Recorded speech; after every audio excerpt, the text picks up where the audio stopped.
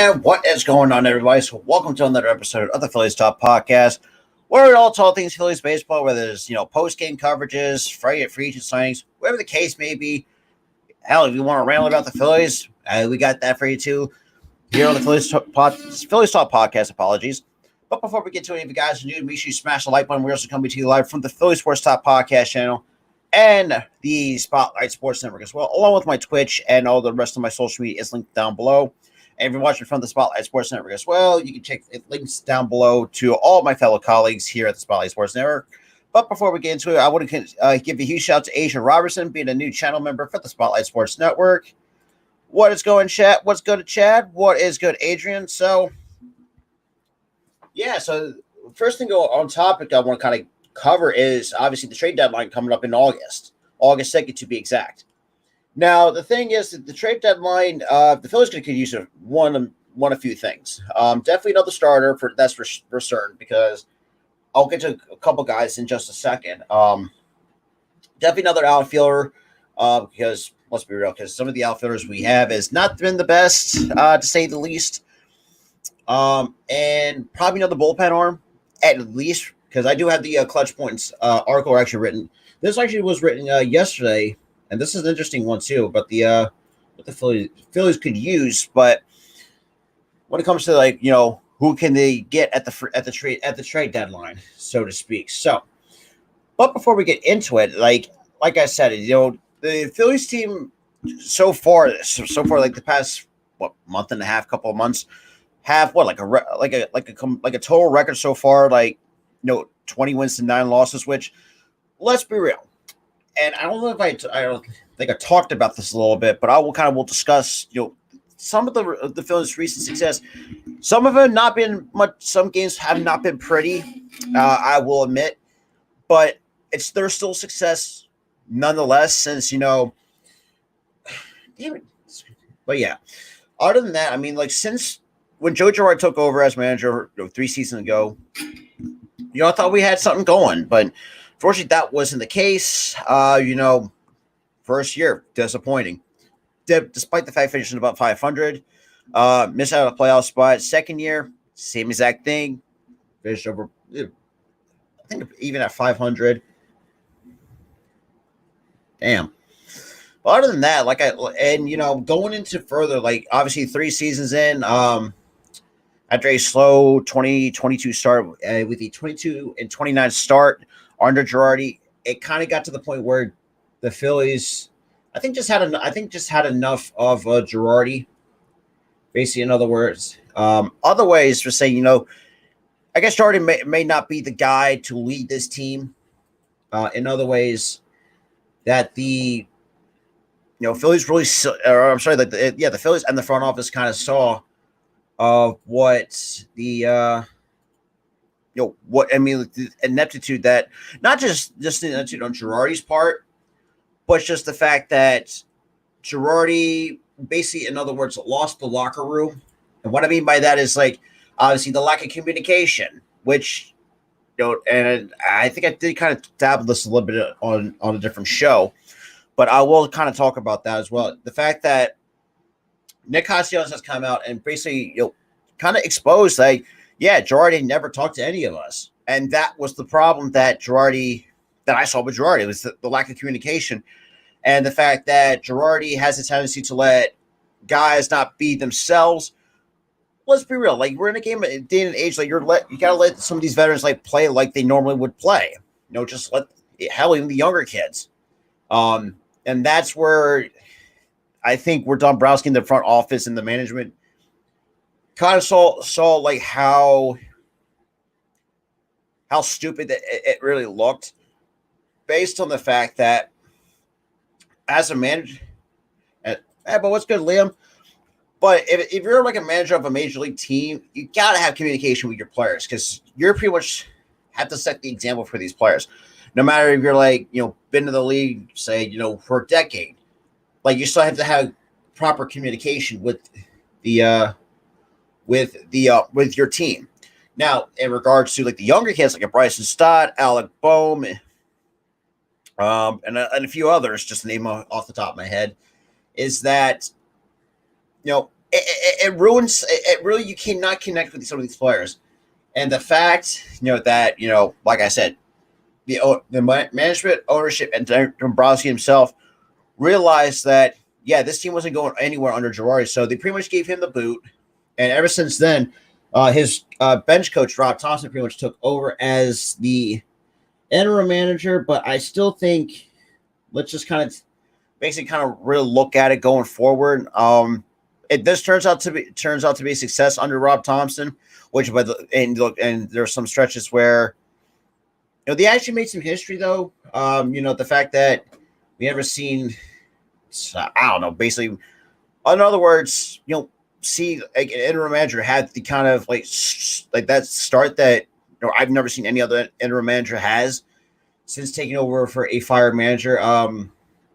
Basically, in other words, you'll kind of see what, and this is also ties to the Los Angeles Angels, which I know this is not talking about the Angels, but the way how the Angels went about it is that the Angels will try to do what we did, fired a manager that couldn't get them anywhere, and see what the outcome was. The Angels, perfect example, went the opposite direction. Despite firing Joe Madden, they still were constantly losing games. Whereas us, it's like with Rob Thompson. The thing with Rob Thompson, which there's some pros and cons to him, in the ways that you could definitely say, like, could you really think, or could you make the argument, like, say, go into the next year? Like, do you think you still can give it the full time gig, or would you still look out something like get another manager going into 2023? But for me, like the way how this team has been playing, I still think I want to give him a chance at a full time gig, because you really think about it. Because we also had Dusty Watson, too, is another guy that was in the running to lead this Phillies team. And unfortunately, and also, with Dusty Baker, Buck Showalter, and hell, even Joe Girardi. But Dusty Baker did well in the interviews. Obviously, got picked up by the Astros, and the Astros have been doing pretty well with Dusty Baker. Buck Showalter brought him back for a second interview. And unfortunately, for those who, like myself, want Buck Showalter, or actually was wanting Showalter to manage this team, we passed up on him and went with Girardi, who, let's be real, not one of the best choices, in my honest opinion, when it comes to the managing aspect of the game. I don't know. Maybe that's just how I usually would take it, because Girardi at times, I could say the decision making is what I call into question, based on the fact that I think, I don't know. I don't know. This may sound weird, because I feel like I kind of take this as, why I think sometimes Nola regressed, probably like last year or something like that. Because I feel like Girardi puts a lot more pressure on some of these players than you would think.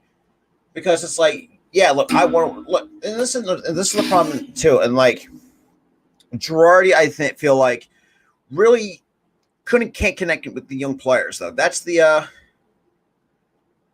it's just I don't know. Like that's just kind of how I was, because that's kind of how I would read it, based on the fact that I don't know, like Girardi, because like even with going back to the hiring process after we've hired Kapler, which in reality I wouldn't. Well, then again, I don't know how that's going to have that turned out. I mean, despite the fact that it didn't turn out well for us the first year and a half under Kapler, and then we started looking for. That was towards the end of the year, and looking for other candidates. Like, I mean, we like I mentioned, going back to what I said about the different candidates. Dusty Baker, we had our eyes on him, but unfortunately blew away. Did well in the interviews, but passed up. Managing the Phillies. Now he's managing with the Astros, and pretty much the rest is history from then. Buck Showalter, another guy that has been out of the game for quite a long time. I mean, but he does have a decent resume to really look at. He has coached many teams, hell, even throughout the entire 2000s. But did well the first interview, came back for a second. Unfortunately, never came to fruition because of that. And went to the Mets, obviously, and the Mets are doing well as it is. And some Phillies fans like myself, we're looking at it from looking at now. And look, I know we're doing pretty well under Rob Thompson, but if you really think about what the Phillies could have looked like under Buck Showalter, is that we could have been in a whole lot in a better situation than we are in the NL East. Because we all know the Nationals ain't going to go nowhere. Which is crazy enough to say, because I think the Nationals has some decent talent on that team, but the fact that, let's be real, I think Juan Soto deserves a lot better than he has to be over there in Washington. Let's put it that way. But that's here nor there. But kind of going to like some of the 8 free agents that I've been kind of keeping my eye on for the Phils that they could use. Unfortunately, the Clutch Points article kind of really screwed me because my other computers, I should say, is acting up on me. But one of the names that was on the list was Andrew Benintendi, and I did talk about that earlier on my morning show with because obviously with Coach Dante. Because Andrew Benintendi was one of those guys has been linked to the Phillies, or the Phillies have been linked to him, I should say, obviously with the Kansas City Royals, and probably many other teams. And the reason why I don't mind if the Phillies can pick up Benintendi, because let's be real, Odubel's not the best hitter we got. Castellanos, we all know he's bad defensively, but we need somebody to really be a bit of a replacement. Or you could definitely be a replacement for Mickey Moniak, but I think we'd have that for Oscar Mercado, who also did pick up off waivers from the Cleveland Guardians at the same time. Another guy that I kept keeping my eye on, that's Frankie Montas with the Oakland A's. Now, with the Oakland A's, that's a different situation in this entirety. The fact that, their owner still, let's be real, is refusing to spend money and obviously not drawing the best attendance. You would think for a baseball, because you've seen these other, like even Oakland's a big market, along with like with the New York, Philadelphia, Los Angeles. Like they're drawing big crowds, but places like Oakland, like the Oakland A's, cannot draw crowds. I think the most I feel like that the Oakland A's can draw is about just barely over 2,000 people, and at Rickey Henderson Field, that's bad. That's really bad. That's really bad to say, because, and not to mention too, man, they cut ties for Chris Bassett. Who am I forgetting? Matt Chapman to the Toronto Blue Jays. Like they were like going on to an entire fire sale. Because Frankie Montas is just another. And hell, even when I watch the Phillies, and Frankie Montas has his moments a little bit, but just knows how to get knocked around. But I feel like he could do a lot better with a different team. And the Phillies got to realize too, like, players like Eflin has not been the better ideal kind of candidates to have in the rotation. Ranger, I'll talk about Ranger in just a second. Eflin, for some reason, has been very inconsistent the last couple of years. Hasn't stuck to be a consistent 3 or 4 guy. Just never really working out for us. Same with Kyle Gibson.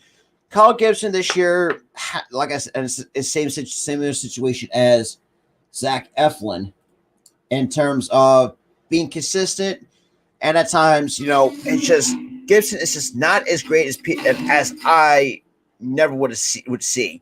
Because with Gibson is an above average guy in terms of what I'm not saying what, but kind of basically, in other words, he's not good. Let's just put it that way. That's how I would describe Kyle Gibson as a player.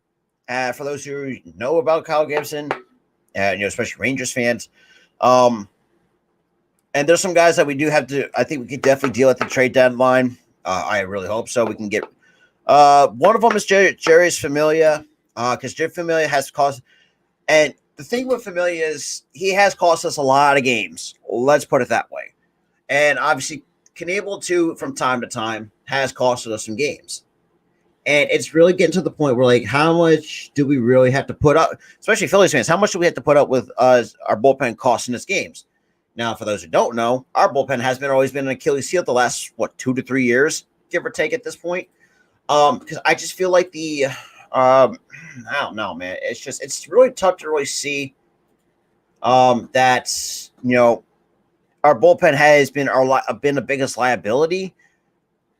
And with some arms though, that has been very reliable. Brad Hand's actually, yeah, and that's another thing too. When we picked up Brad Hand in the offseason,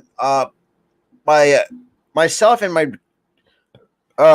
other half of the Philly Sports Talk podcast, Tyler, we were kind of talking about this. It's like we were skeptical of it because Brad Hand has a tendency to be the guy that gets knocked around a lot.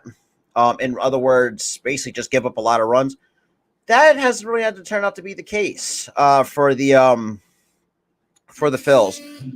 And it's your Anthony Dominguez, and that's another guy that's been very reliable out of the pen.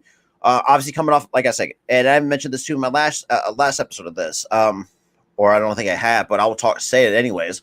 Obviously came off of Tommy John. Took a while for him to get back because Tommy John, as a lot of people know, it kind of would keep a lot of guys out for at least, say, maybe a year, 2 years, depending on the rehab process of it. And it's really something that I think, because even like before the Tommy John injury, or the surgery, I should say, for Dominguez, I thought he also had a decent year as well prior to his before, I think tearing his UCL, I should say, based on the fact that, we can't get guys, and sometimes, and this is another problem too. Sometimes we can't draw people here because this team, for the last since 2012, has been living the same mediocrities since the days of let's be real, the last remaining days of the Clentech, or not say the Clentech, but the Amaro era, going to the Clentech era, and here we are, but still above 500, still playing decent baseball, and that's something that, I mean, that's really crazy to really take a look at, based on the fact that, not just that too, it's just the Phillies, and for those who have not paid attention or can't see the games, we've been living in mediocrity since, we've been mediocre for, like I said, for almost a decade at about this point. I mean, been a mediocre 500 team at best. That's really nothing. That's really have been given on the eye test. Other than that too, if you really take into account that we had a lot of guys come and go through this organization. Some really panned out, but I think had more. Hey, what's good, man? That's good. What's up? But yeah, we had a lot of guys come and go in this organization, and it's been very frustrating because, even some of the older guys we used to have, part of that World Series roster. When we still had Carlos Ruiz, Utley, Rollins, Howard. Howard. This is the thing too. Back in 2011, I think this was against the St. Louis Cardinals. I think the last at bat, Howard tore his Achilles, and pretty much he hasn't really been the same. And let's be real, he's already was getting up there in age.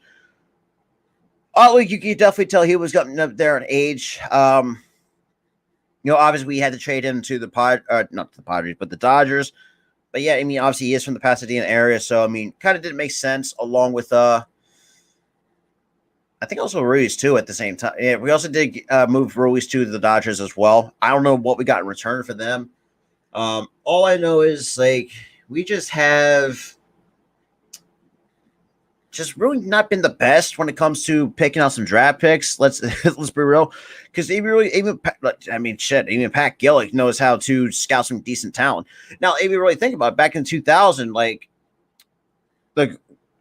did talk about the same thing in one of my earlier episodes of the show, that the Cardinals, and we got lucky of somehow snagging Utley with, I think, the 15th overall pick in the first round, because I think the Cardinals won a third baseman back in 2000, and Utley fell to us with the 15th pick, um, and I'm thinking to myself, it's like things could have been a lot different than it looked, especially with the Phillies franchise. Um, if Utley was didn't get picked in that spot, could have been a Cardinal, or yeah. I mean, it's really crazy to see what kind of history could have been like history could have been chopped and changed a little bit. In other words, really not seeing of what kind of, like I said, with the history, basically, in other words, the history books could have been rewritten. The Phillies, wouldn't have, if Utley wasn't picked, like I said, things could have been turned a lot different. I mean, shit. I mean, I still remember days at the vet, which was some good days, but man, the vet was not the ideal place, for a baseball game. Obviously in 2004, the vet held I think it was like the last game in its entirety, based on the because it's been that Veterans Stadium has been around for a good chunk amount of time, but just it was, and a lot of people don't realize that they actually unfortunately had jail cells underneath the stadium, because knowing how Phillies fans are at times, and nowadays, like, nothing still doesn't change, but still, like, a lot of times there's a lot of passionate fans no matter where you're at, and especially in Philly, like, we basically in other words, basically like a football mentality when it comes to other sports, whether it's for the Phillies, the Flyers, the Sixers, whatever the case may be, hell, in the Eagles too. Like, there are times, like, if shit doesn't go our way, or if an athlete doesn't, perfect example, Sixers anyways, yeah, but yeah, we'll let you hear. We will boo you. And there are times we'll boo you out of town. A lot of times, more times than not. And kind of going back to what the Phillies, the Phillies, exact same thing. Now, there are times, exceptions to, like, say, some homecoming returns. I mean, some perfect examples. When Rollins was with the White Sox, gave him a good homecoming. Obviously, nothing's going to top out the best homecoming from Chase Utley, because Utley and Howard and Rollins pretty much represented what that World Series team meant. I mean, so I had Jason Worth, and unfortunately, let's be real, was a little bit petty about it. Left. We still had Pat Burrell for like one more year before he went to the Giants. We still had Pedro Feliz over the years. I mean, not one of the best sort of third. Let's be real, kind of like not the best third baseman we had in our franchise, because let's be real, Mike Schmidt is probably one of our better third basemen we had in our franchise history. Catchers wise, definitely, like, pitchers wise, we had some good pitchers come and go over the years. Hell, even go back to the Gauges, man. If it weren't for that trade with St. Louis to acquire Steve Carlton back in 1972, like, we definitely would not be that team to beat in the World Series in 1980. Now, I'm not saying, even though the Royals took the Phillies to 5 games, it was George Brett we're talking about here. That George Brett led Royals. But even though, like I said, for those who kind of don't know, that was before my time, but I see it from, like, my grandfather's perspective, because he lived and saw it from his perspective. But it's just like, over the years, we back to the World Series in 1993. Lost to the Orioles. No, that was the Blue Jays. Unfortunately, Mitch Williams blew the damn game, but I actually remember watching the game, the replay of it on TV, and it's like, damn.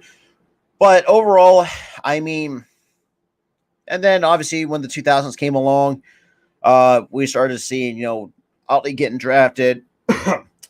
Same with Rollins and Howard when they made their debuts, along with Utley. And a lot of times, even Utley had his memorable moments too.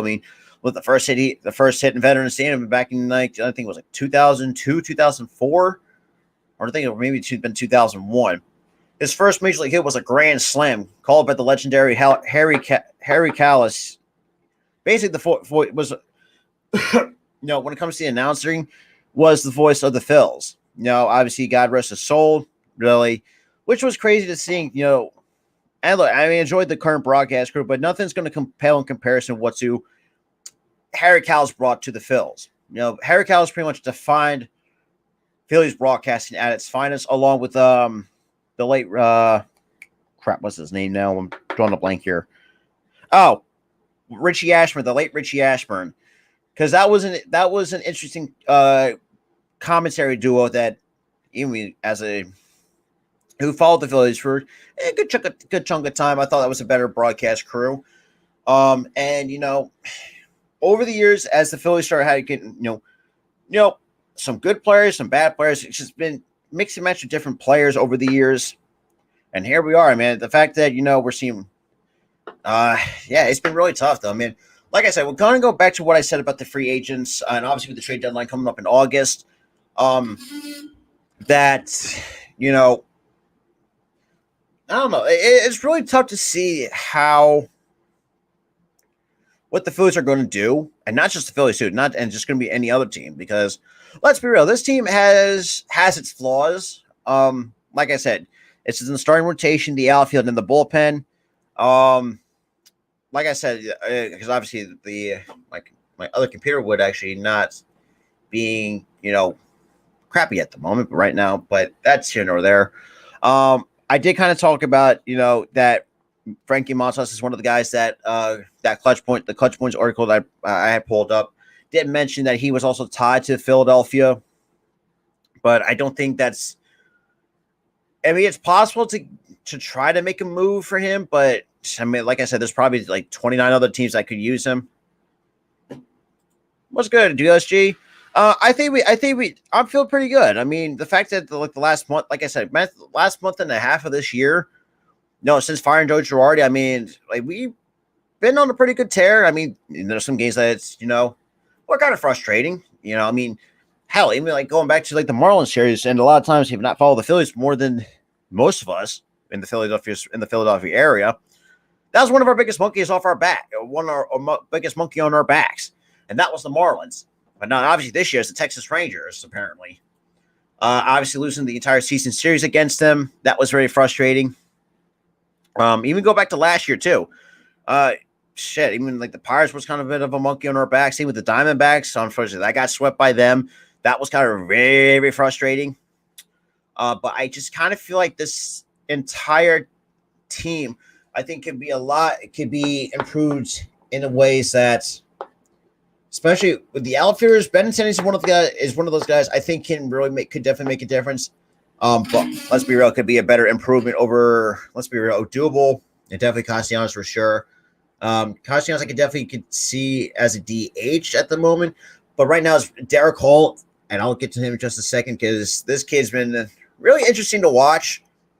Because, well, actually, let's kind of talk about him a little bit. Derek Hall, ever since and I did make a video about this earlier on the channel too, about the Phillies should give him a chance. And this was way prior to him getting called up this year. Because I was kind of under the impression whereas let's say if Hoskins isn't really, I mean, I would disagree with that because I mean, look, Christopher Sanchez and we'll see what happens. Because, like I said, I am also doing the Sixers Summer League, so at the same time. But other than that, like I said, go back to my thing on Derek Hall. Obviously, he had 20-plus homers in the minors. Like I said, the minors really don't mean anything until you get to the major leagues, till you see what you have. But the thing with Derek Hall is he's got a short, compact swing for a left-handed hitter. Also, a first base prospect, might I add, too. Something that, I do think, say it's shit. I mean, if we can get Benintendi and all that stuff, I kind of feel like where we can actually, because I want to try to, hopefully, I want this team to really make a push for some of these guys or whoever that's only going to be on the trade deadline market. Like I said, Andrew Benintendi, and I saw the fact that we're still tied with David Robertson is absolutely mind blowing. Now, a lot of Phillies fans don't know, or non-Phillies, and I know some Yankees fans know who I'm talking about, and some Cubs fans, but it's just absolutely. And that's a good thing with Derek Hall too, and that's a good point. he may be a power hitter, but he can beat you. This is why a lot of times, yeah, ain't that the truth? I agree with that. Derek Cole is another guy that I've been very high on. You know, I since getting called up, like I couldn't be happier for the guy because he's one of those prospects, but I've been very high on. Same with Bryson Stott, and I think Stott's having like I said, a below average rookie year, but that's to be expected. But he's still contributing one way or another. I think obviously learning from Bryce Harper a little bit too, in some different and more ways than one. And it just still goes to show you what Bryce Harper, let's be real, really means to this team though. And even though unfortunately Bryce Harper is dealing with a fractured thumb. Honestly, I think he got a surgery. I don't know exactly what the timetable is. And that's another problem that the Phillies sometimes, a lot of times, face almost 100% of the time. As we should be winning games without Harper. And there's some we did, and most of the time we don't. Like, it's really not that, let's put it this way, not the best thing you want to kind of see from a team as old as the Phils, but it is what it is. But like I said, with Andrew Benintendi, I hope, because I know we are still linked to him at the same time, along with Frankie Montas from the Oakland A's, and obviously David Robson. I even forgot David Robson was even with the Cubs. Well, I'll keep it honest with you, with anybody who's still here watching the show. But yeah, I mean, it's something that this team, we just need improvements in ways, like I said, improving the starting rotation. Now that kind of ties into Eflin and Gibson. Now with Rangers an interesting case because Rangers kind of been flip-flopping back and forth as a starter and reliever. But he was mostly a reliever coming up through the minors from what I've understood. And Eflin's an interesting, and kind of going back to my thing on Eflin, as much as I like the guy, I think we got to move him at some point because I feel like Eflin's not the kind of guy I would want in the rotation if he can't get things. If he can't be consistent, and I'm sorry, I would definitely try to at least move him. The question is, what are we going to get at this point? I don't know what return we can get from him.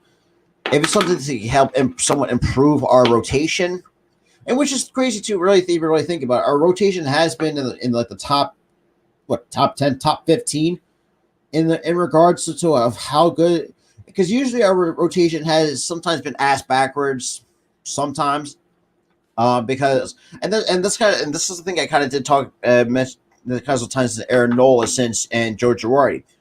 I think whenever, like I said, it sounds crazy, but I kind of feel like when Joe Girardi got fired, it seems like Aaron Nola kind of figured out maybe, yeah, I may not be the ace as I once was, but I can still be productive and actually and try to be myself.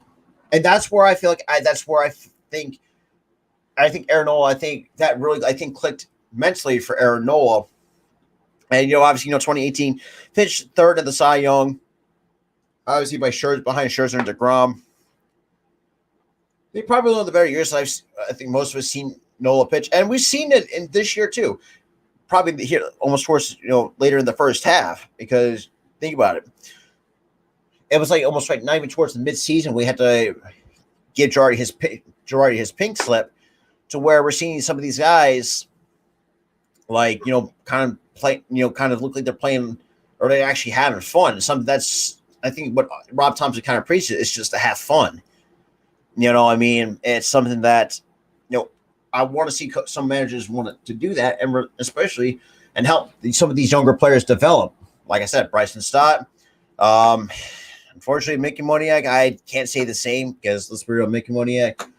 I think I see enough of Mickey Moniak to where I think I will have to label him as a first round bust for this organization. But Stott, I thought, like I said, I know is having a below average rookie season. Like I said, it's to be expected for most rookies. Well, not even like Wander Franco and some of these other rookies, but you kind of get the point. That's kind of the point I'm driving home.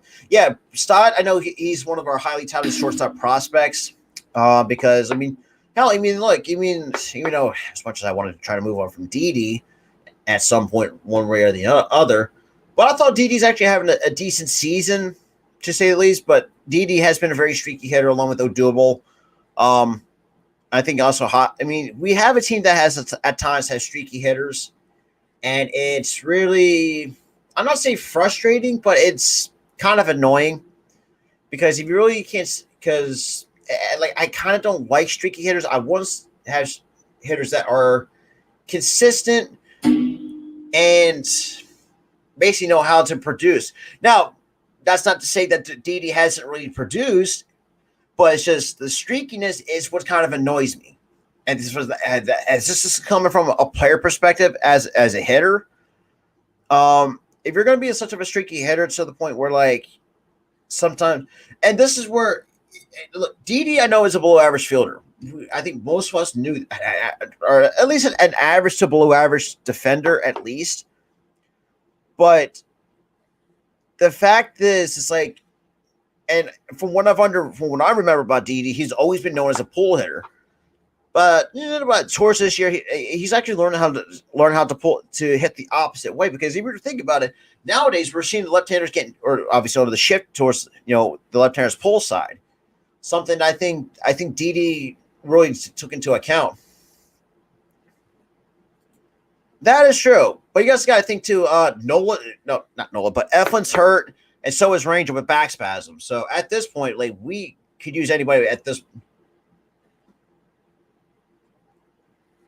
Well, we'll see because I mean that is true, but other than that, I mean it's really not say really frustrating, but it is kind of annoying a little bit to see.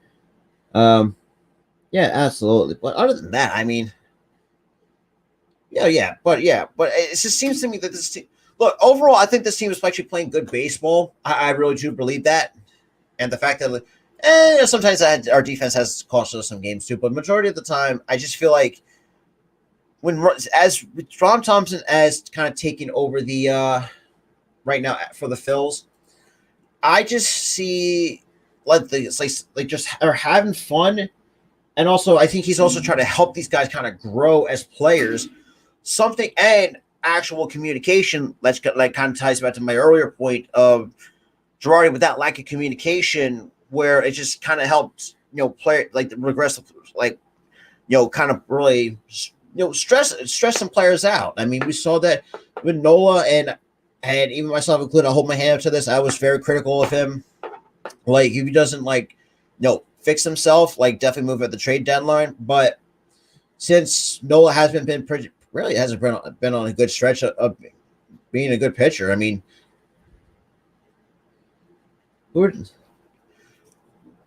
at this point, I say give it to Brad Hand because Brad Hand has been consistent this year. Yes, I know there's a couple of rough outings here and sprinkled here and there from him, but I still feel like Brad Hand can definitely get the job done a couple innings because like I said, Eflin has a hard time staying healthy. Like I said, Hand has been consistent. That's what I had to say. But Mark Capel can stay in the bullpen because and according to the coach, and the fact that even this and that too, it's just I just feel like Mark Capel can stay in the bullpen because I think he has that. I think where he fits perfectly. Because I mean, look, the dude's got good stuff though. At me not being in the major, obviously, look, even not followed his career path. I mean, the fact that retired or taking a quote unquote indefinitely from baseball, being like also labeled as a first round bust. Obviously, he would being the number one overall pick by the Astros in 2016 or 2017. But the fact that he tried to work as hard, try to get to really, let's just say, basically improve himself because you got to think too. Like this is like you're taking like from college ball. Like college ball, it's good, decent competition. But once you get to the minors and the major leagues, that's a whole different ballgame in its entirety. And at times sometimes I kind of get it. Some of these players sometimes may not have the confidence, and they try to do whatever they could. Sometimes if they have to take an indefinite leave, try to get themselves right. And I think that's what Mark Appel did. And if Mark Appel can stay in the bullpen and be be good with that, I'd be fine with that because I think that can be an extra guy to really, and he's got good stuff too. He can tap out 96 to 97 on the sinker, with some other pitches too, which I thought, I would never have guessed that Mark Appel would have that kind of stuff. But nowadays we're just kind of seeing that at the same time. But yeah, so like comments going back to the trade deadline targets. But this article was written back yesterday afternoon. It just goes to some to say, and it gives, because Clutch Points gave the Phillies a 1.9%, basically 52% chance of making. Well, that's according to Baseball Reference, making the postseason. And also says, after apologies for that. After a 22-29 start under manager Joe Girardi, the Phillies front office elected to show the former New York Yankee skipper the door, handing the reins to then bench coach Rob Thompson. Yeah, and we all know how that went.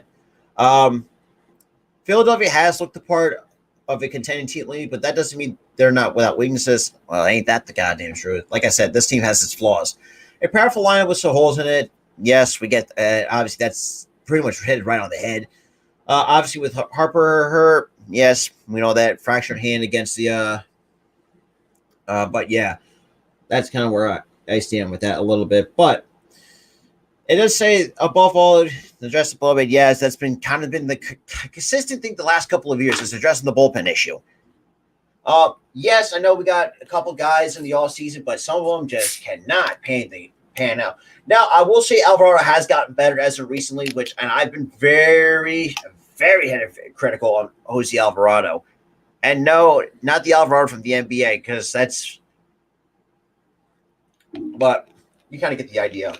But another one, like I said, going back to Jerry Smith, another guy that, let's be real, I would definitely try to move him at the trade deadline and put him somewhere else. Let's put at this point, because like I said, Jose Alvarado, or not Alvarado, but Familia has cost us games. Like, perfect example, I think also, and Alvarado too has cost us some games, but majority of the time it's mostly on Familia who can't execute. So in Clutch Points, this is going to say, without the specific areas in mind, the top targets for the Phillies to target at the trade deadline, which is coming up on August 2nd. Number 3 is Andrew Benintendi. Like I did mention, it is said that the Phillies have been linked to Royals outfielder Benintendi. Okay, well, yeah, well, we'll see. We'll see about that. But yeah, as John Morosi mentioned, the club has been. So yeah, well, that's been given because I mean, if it weren't for Familia costing us games, I mean, our records would have been totally different at this point in the year. But that's here nor there.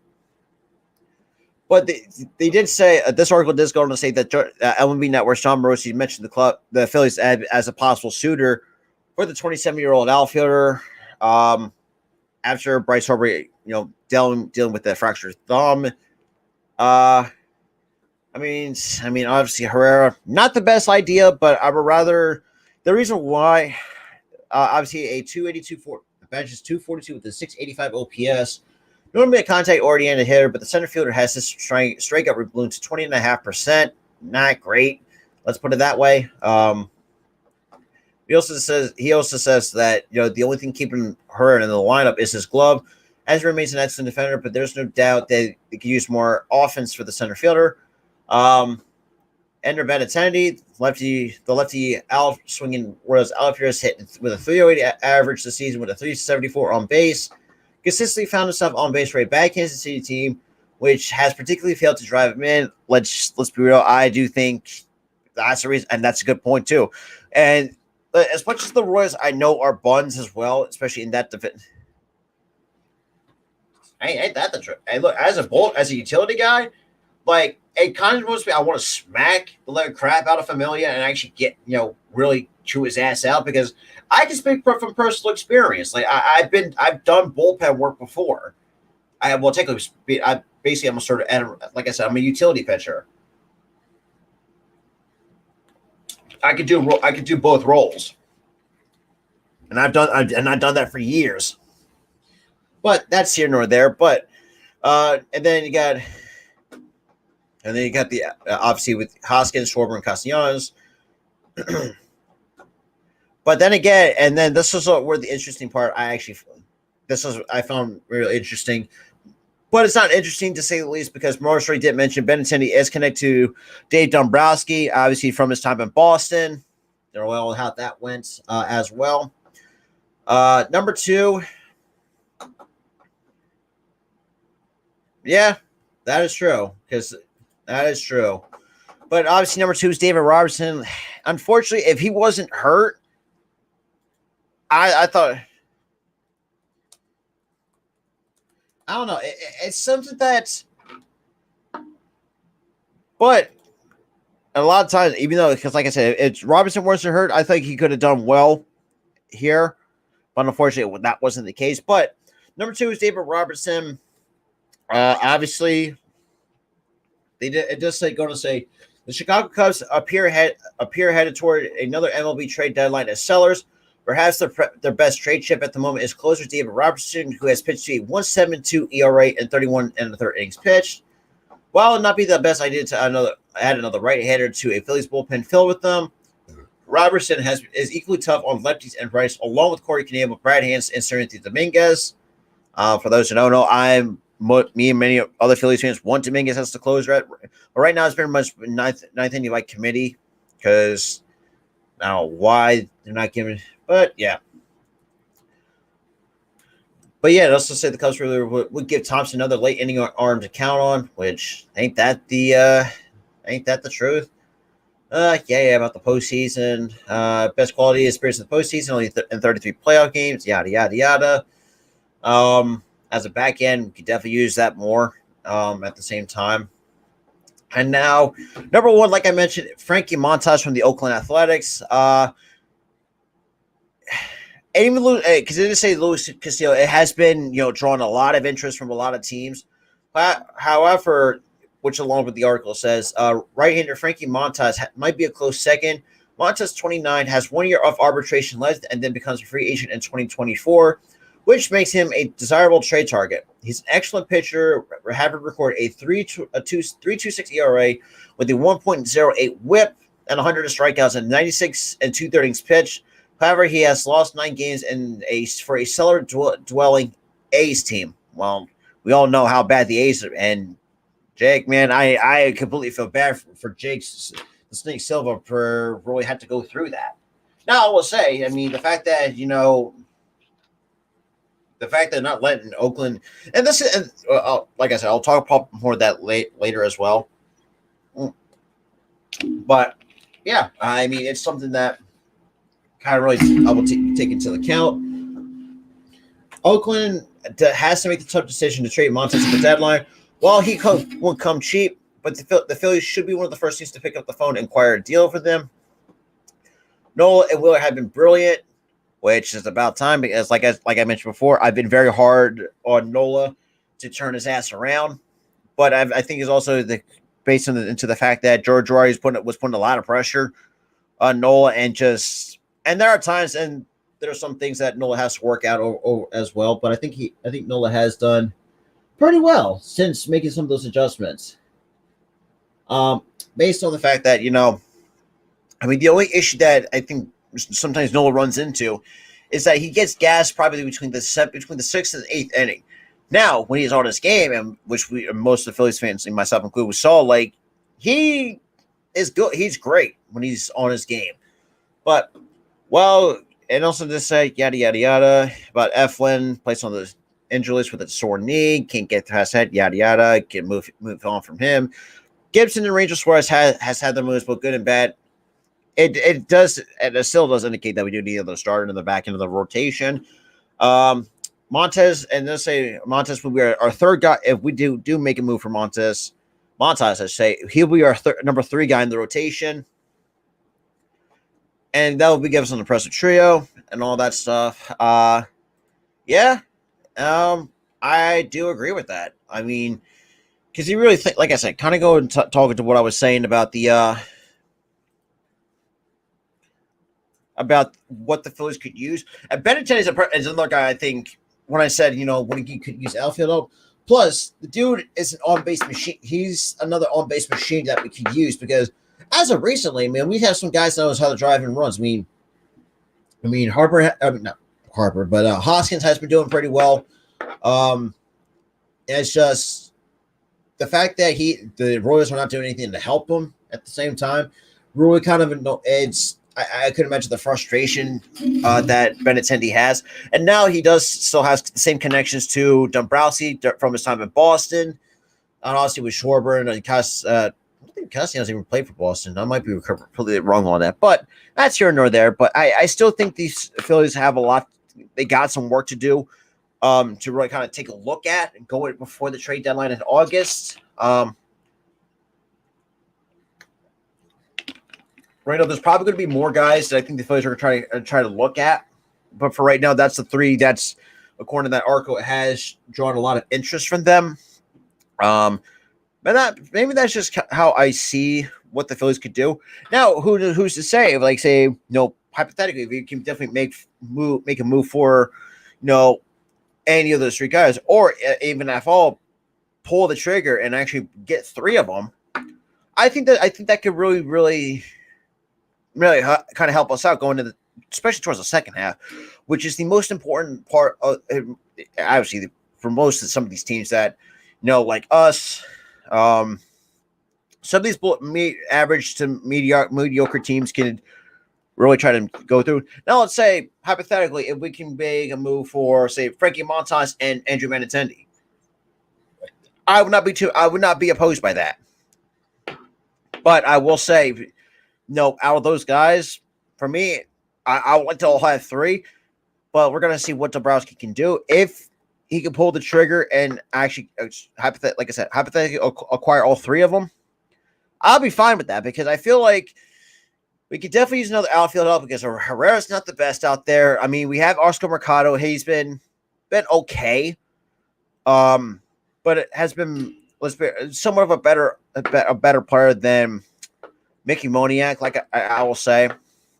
And then you can have Robertson in the back end. Definitely can move on from and also try to move on from Familia at the deadline. Maybe even move on from try to steal some of these guys away in order to get something in return at the trade deadline. But that's just kind of how I want to see it. But from a player perspective, I mean, like Benintendi, like the article mentioned, he's an on-base machine, has a 374 on base, hitting over 300 this year.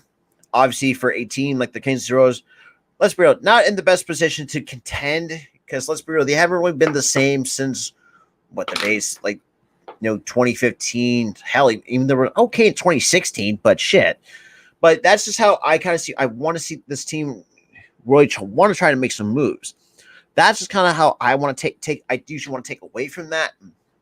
And it's just it's really an interesting thing to really look at. And for those who are not, and this isn't something that, like I mentioned, Wheeler has, like I said, Wheeler has, it's still the workhorse that he is, and Nola has been better as of recently.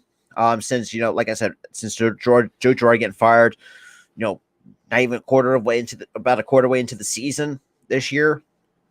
And, I mean, JT, and there's some guys, we definitely, like I said, we could definitely move on from Familia. We could definitely try to move on from Gibson, even though he is going to be a free agent after the season. But for me, I said try to move on from Gibson and Eflin and definitely Familia.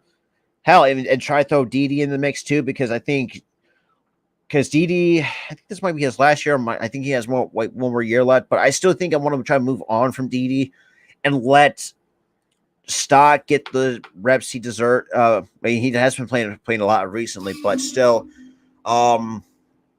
really just think about keeping where Stott is at shortstop, because Stott is our shortstop of the future, and I do still think that we could definitely move on from Didi. The question is where we're going to move him to. That remains to be seen. But overall, those are the kind of guys I want to. Those are the guys right now in my mind I want to try to move on from, because some of them have been a huge liability to this team. Kyle Gibson, to some extent has been a liability. Eflin can't get anything in the right direction. And like I said, Familia has cost his team plenty of games. Now I would definitely say if some teams are looking for a closer, throw Corey Knebel in that mix too. I mean, think about that. I mean, we're only paying them only it's like now what we're I think I know it's only a 1-year deal, but still, I mean, that's something that I would try to keep in reality, in the back of my head. But appreciate everybody that's tuned in. Huge shout out to the 4 total people here. Yeah, I mean, like I said, I mean, the trade deadline is going to be very interesting of what this team can, or what these 30 MLB teams are going to do once August comes around. And obviously we're getting close to the All-Star break. That's something that if I'm the front office, I will take the time, say, obviously if you're going to have off, especially since they have off on the All-Star break, start trying to, looking at players that you can definitely use as upgrades. Basically, look at the players keep an eye on Frankie Montes, Andrew Benintendi, David Robertson. Who else can I think of right now? And just some other players to help really get this team improved enough to where we can try to get to, because we're not that far out of the wild card though. That's the crazy part though. I mean, still. Because the divisional games was always the toughest ones. Because I mean, think about it. Because we're playing against your own division, where sometimes it matters the most. But I still think that the Phillies could really do with that. I just say what the Phillies can do. Because I think with Ben, going back to my thing on Benintendi, I actually enjoyed watching him play with Boston. Because I thought this kid had the tools to be a good player for the Boston, and it definitely showed from time to time. I mean, it still got even at the time we still have Mookie Betts, and we still have all those guys. And it's just the fact he's with the Royals is a way below average team in the AL Central. I think he deserves a lot better than had to be there, but I still think we could use a guy like him. And we could use something like a David Robertson in the back end as well.